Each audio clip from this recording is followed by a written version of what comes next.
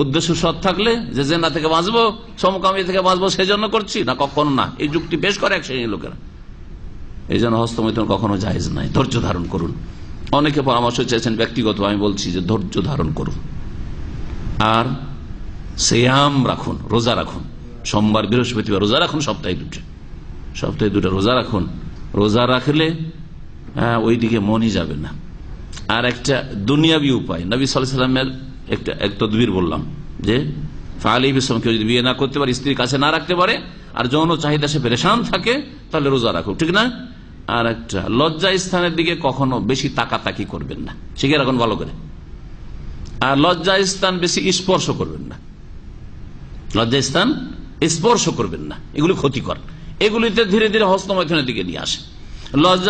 লজ্জা স্থানে বেশি বেশি সাবন মাগায়, এই পরিষ্কার নামে গায়ে সাবন, আর লজ্জা স্থানে বেশি সাবন দেওয়া, এইরকম কাজ করতে যাবেন না। এগুলি ক্ষতি করে। এগুলি ধীরে ধীরে আপনার চারিত্রিক পদস্খলন ঘটাতে পারে। এগুলো দুনিয়াবি তদবির, যা অনেক গবেষকরা ওলামারা লিখেছেন, আর আপনার জন্য উপকারী। দেখবেন পরীক্ষা করে অবশ্যই আপনি বাঁচতে পারবেন। আপনি ওদের ভুরুক্ষেপই করছেন না, এইদিকে নজর গেলে ওইদিকে মনটা যাবে, ওতে হাত পড়লে স্পর্শ করলে ওইদিকে মনটা যাবে, একটু শারীরিক অবস্থাটা অন্যরকম হবে, মানে যৌন চাহিদা বাড়বে। তারপরে বেশি বেশি সাবান হতে দিতে গেলে সেখানে গিয়ে কি থেকে কি হইতে পারে। সুতরাং এগুলো থেকে বেঁচে থাকলে ওইদিকে ভুরুক্ষেপে না, আর বেশি বেশি জিকির আজকার করবে। যখনই ওই রকম মনটা হবে, কারণ এর আগে হয়তো বদ অভ্যাস ছিল, আপনি ছাড়তে চাইছেন, বদ অভ্যাস যদি হয়ে যায় ছাড়া আবার কঠিন হয়ে যায়। এটা ওই বিড়ি সিগারেট খোরদের নিশার মতো। আবার কথা বোঝা গেছে? বিড়ি সিগারেট আর মদ যারা খায় তারা অনেক সময় তওবা করেও সামলাইতে পারে না, আবার শুরু করে দেয়। একজন সিগারেট খাওয়া বন্ধ করেছে, বন্ধ করার পরে তাকে জানতাম, কাছাকাছি ছিল, তওবা করেছে, স্বীকার করেছে আর সিগারেট জীবনে খাবো না, একটা ভালো প্রতিষ্ঠানে চাকরি করতো, প্রতিষ্ঠানে। তারপরে একদিন কিছু জন মজুর সিগারেট খাচ্ছে, ওখানে গিয়ে বসে আছে, সেটা খেতে তো পারে না, শুনছে, একটু শুনছে। বোঝা গেছে? জি হ্যাঁ, ধোঁয়াটা পেয়েও যদি কিছু একটু আগায়, মনের চাহিদাটা পূরণ হয়। তো এই জন্য বলছি যে ওইদিকে ভ্রুক্ষেপই করতে হবে না, এবং ভালো কিছুতে মনোযোগী হইতে হবে। সেটা হচ্ছে জিকিরুল্লাহ, আল্লাহ পাকের জিকির, সুবহানাল্লাহ, আলহামদুলিল্লাহ, আল্লাহু আকবার, লা ইলাহা ইল্লাল্লাহ, আস্তাগফিরুল্লাহ, লা হাওলা ওয়ালা কুওয়াতা ইল্লা বিল্লাহ। আরো জিকির, আজকার, কোরআনী দোয়া, হাদিসের দোয়া বেশি বেশি সবসময় পড়তে থাকেন।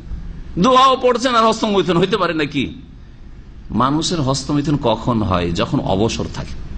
নিজেকে যদি দিনের ভালো কাজে ব্যস্ত রাখেন অথবা দুনিয়ার ভালো কাজে ব্যস্ত রাখেন, তাহলে কখন ওইদিকে মন যাবে না। সময় নেই আপনার ওইসব করার, যে বাথরুমে গিয়ে ওই সব করতে যাবে, আর সময় নেই। দিনের ভালো কাজে সময় দেওয়া, আল্লাহ পাকের জিকির আজকার, অথবা কোরআন এবং হাদিস স্টাডি করা। কোরআনের প্রতিদিন আপনি বানিয়ে নিয়েছেন যে এক পারা কোরআন পড়বো, বা আমি 5-10টা পেজ তরজমা তফসির সহ কোরআন আমি চর্চা করবো, পড়বো। হাদিস আমি প্রতিদিন 5-7টা হাদিসের ব্যাখ্যা বিশ্লেষণ পড়বো, অমুক হাদিস থেকে নিজে স্টাডি করব। প্রতিদিন আমি 1 ঘন্টা করে কোন শাইখের বক্তব্য শুনবো। এতে কয়েক ঘন্টা নিয়ে নিল, আল্লাহ পাকের জিকির আজকার করলেন। আর যখনই শয়তান ওইদিকে খেয়াল নিয়ে যাচ্ছে, হস্তমৈথুনের দিকে, বা যৌন চাহিদা বাড়ছে, খুব অশান্তি লাগছে, সুবহানাল্লাহ, আলহামদুলিল্লাহ, আস্তাগফিরুল্লাহ, আস্তাগফিরুল্লাহ ওয়া আতুবু ইলাইহি, আস্তাগফিরুল্লাহাল্লাযী লা ইলাহা ইল্লা হুয়াল হাইয়ুল কাইয়্যুম ওয়া আতুবু ইলাইহি। তারপরেই কইতে পারে গুনাহ কখনো হবে না যদি আল্লাহকে ভয় করেন। তাহলে এই তদবিরগুলি বলে দিলাম, কারণ প্রবাসে যারা আছেন তারা খুব ভুক্তভোগী, আর যারা যুবক বিয়ে করতে পারছেন না বিভিন্ন কারণে, তারাও খুব এই সমস্যায় ভুক্তভোগী। যার ফলে আল্লাহ পাক রব্বুল আলামিনের কাছে দোয়া করি, আল্লাহ পাক যেন আপনাদের আমাদের সকলের হেফাজত করেন এই রকমের পাপ থেকে আর দিন দুনিয়ার ক্ষতিকর আচরণ